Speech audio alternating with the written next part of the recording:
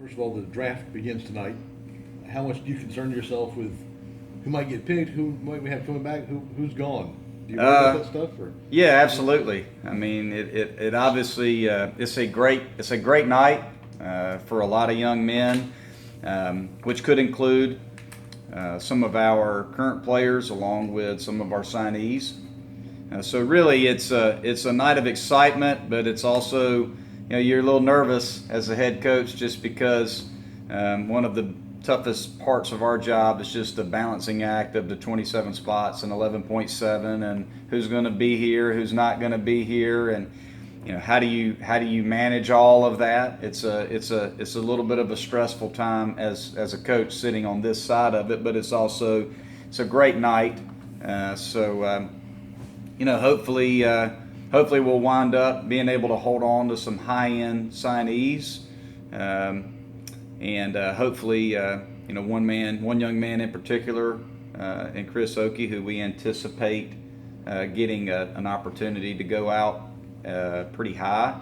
Hopefully, it all works out for him the way that he wants it to. So it's an exciting night, but it's also a little bit nervous just because of the balancing act and the management of the roster moving forward and how the draft can affect that. What is your approach when a kid comes to you and says, "Coach, I'm on the fence. I don't know if I want to go pro or if I want to come back"? How do you handle a guy? It's just a lot of communication. You have to communicate that, and you have to begin that process relatively early in their draft year. You start to have those discussions in the fall. Once you have your scout days and scouts start to ask about certain guys, and you start to have those conversations a little bit about what they're looking for in a draft as a junior, what their interest level in signing as a junior is, and you just start to gauge all of that. And then you go into the spring and through the first part of the season when scouts are coming in and evaluating guys, you try to get a feel from them through communication as to how much they like certain players and if they anticipate drafting that player, and you just try to communicate. I mean, at the end of the day, I spend a lot of time, our coaching staff spends a lot of time communicating with our players, communicating with scouts, and trying to get a gauge of who we feel like we're going to get back and who we feel like we're going to lose, and try to make decisions in recruiting to address that. Because you got to have those security blankets. You got to make sure that if you wind up losing X amount of players, that you have players coming in or coming back that can fill your needs so that you can put a competitive team on the field. I think we have the hardest job of any sport when it comes to roster management, because kids don't declare for the draft in our sport. Kids can get drafted as juniors or come back. It's a very stressful thing to deal with, but it's just part of it. You have to deal with it. When looking at your roster for next season, what do you have as far as redshirt pieces that'll be available next year? Redshirt pieces, the one young man that we redshirted this year due to injury, who has a chance to be able to help us, depending again on what we lose to the draft. Grant Cox, little middle infielder that can play defense, can run a little bit. Feel like he can turn into a guy that can handle the bat. Could play a number of positions for us. Could play shortstop. Could play second base. More of a middle infielder. Could also slide out to center field if needed. Pretty good athlete. Grayson Bird, left-handed hitting middle infielder, son of Paul Bird, former big leaguer, was a transfer from LSU, sat out this year. Could be a factor for us as well, because we anticipate potentially we could lose both of our middle infielders to the draft. I would think we would lose at least one, but we could lose Eli and Weston to the draft. We'll know more by the end of this weekend, but so that's a big need for us. I mean, we're going to have to. That's two guys that played every single day for us, and if we wind up losing them, those are two guys that redshirted for us that we feel like could compete for the opportunity to play in the middle of the field. So those two guys in particular, just based on what could be immediate losses for our team. How's Higgy coming along? He's going to be fine. We feel very good about Higginbotham. He had a screw put into his elbow. He had a stress fracture, so they feel very optimistic that he will make not only a full recovery, but could even be stronger going into the fall. So we feel very, very good. He's going to start throwing. If everything stays as planned, he should be able to start throwing probably in September with a throwing program and building towards throwing in the bullpen and then pitching in the fall. But as you know, there's always setbacks that could happen. Hopefully not. We'll just have to monitor it and be very patient with Jake. He's a big part of our pitching staff moving forward for next year. But we feel very good. We feel very good that he'll make a full recovery and will be able to help us next spring. What will an off season with Coach C do for guys like Higginbotham and Crawford and even Eubanks?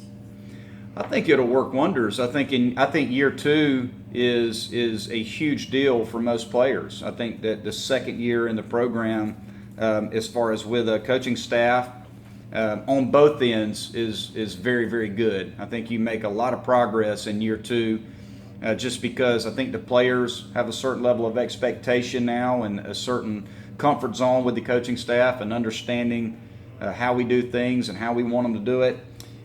We know a lot more about the players going into year two. Year one, we're spending a lot of time observing and instructing. I think going into year two, we can do a lot more instructing because we have a really good feel for the strengths and weaknesses of each player. So I think that you'll see a guy like a Brooks Crawford, a Jake Higginbotham, Riley Gilliam, all kids that threw for us as freshmen. Alex Eubanks is a freshman, was a redshirt freshman, and threw a lot of innings for us. So I think all of those guys that were in their first year of pitching in the program will benefit greatly from working with Andrew in the fall because of that comfort zone and knowledge of each other, that relationship that's been established in year one. And moving forward, we can really, it'll really pay dividends for us going into next spring. Have you had time in the last few days to kind of just think about this past year and what it was like and all that good stuff? Yeah, I have, and I think it's funny. I was talking to a high school coach this morning about one of our signees, and he was talking about how great a job our team did this year, and have you had a chance to really reflect on it? And what I told him is sometimes you don't appreciate a team until a year later, 2 years later, 5 years later, when you have a chance to look at the teams after that and what they accomplished and how they did it. Sometimes you don't really appreciate really what this team accomplished until you move forward. It's hard to put into context how valuable this team is to our program.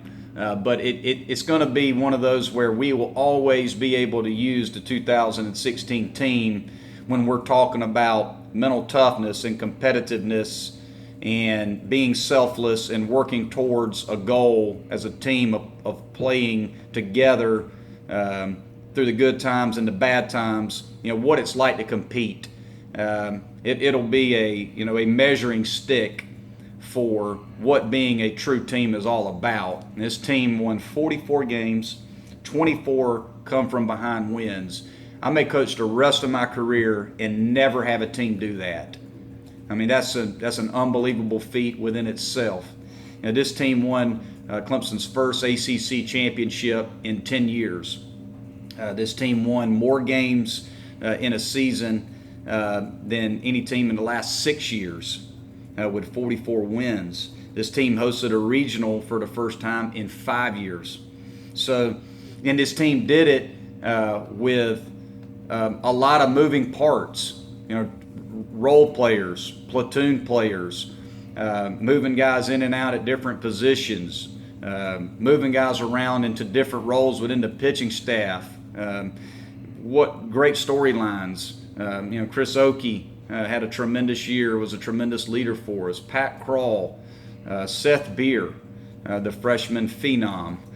Just a lot of different really cool stories. Mike Triller, the ACC tournament MVP, a guy that didn't play a lot for us.